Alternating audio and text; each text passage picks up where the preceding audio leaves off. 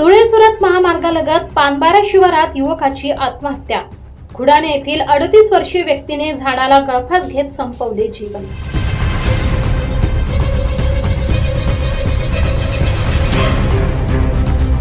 धुळे सुरत महामार्गालगत पानबारा शिवारात दिलीप आनंदा सोनवणे वय 38 वर्ष राहणार खुडाणे तालुका साक्री यांनी झाडाला गळफास घेऊन आत्महत्या केल्याची घटना उघडकीस आली आहे। घटनास्थळी MH18 AK 2065 क्रमांकाची दुचाकी आढळून आली।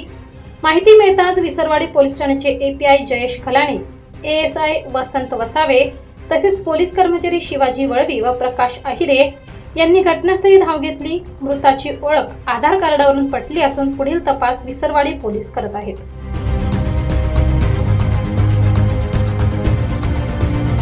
नवापूर लाईव्ह न्यूज साठी प्रतिनिधी संजय वाणी, पानबारा।